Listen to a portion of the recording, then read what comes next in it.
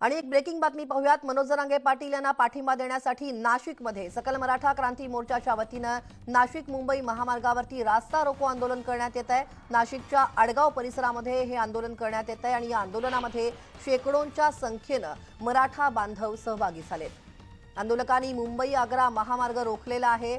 आंदोलक आक्रमक झालेत आणि आंदोलकांकडून हा रास्ता रोको करण्यात येतोय। मनोज जरांगेंना पाठिंबा दर्शवण्यासाठी, पाठिंबा देण्यासाठी हे आंदोलन करण्यात येत आहे। नाशकात सकल मराठा क्रांती मोर्चा आक्रमक झालेला पाहायला मिळतोय।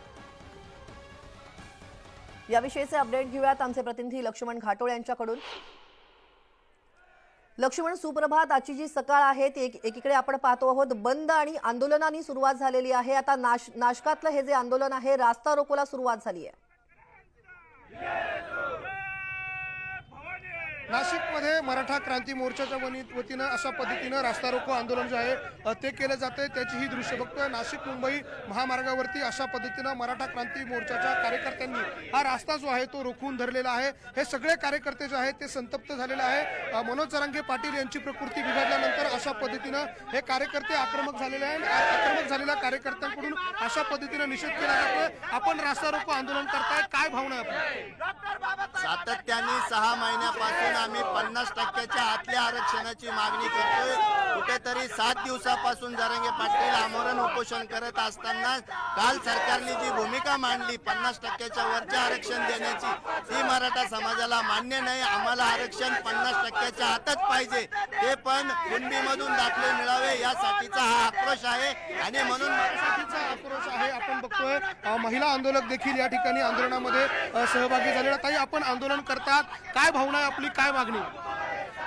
मराठ्यांचा नेता मनोज जरांगे पाटील साहेब गेल्या 7-8 दिवसापासून त्या ठिकाणी अमर उपोषण करताय। त्यांना पाठिंबा देण्यासाठी आज या ठिकाणी आम्ही रास्ता रोको या ठिकाणी आडगाव जुना नाका या ठिकाणी करण्यात आलेला आहे।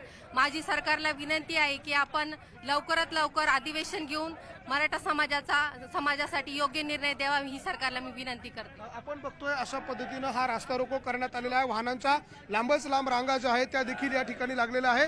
तर दुसरीकडे पोलिसांचा देखील एक मोठा बंदोबस्त जो आहे तो संपूर्ण परिसरामध्ये तैनात करण्यात आला आहे। पोलीस आता कार्यकर्त्यांना ताब्यात घेत आहे। काय भावना?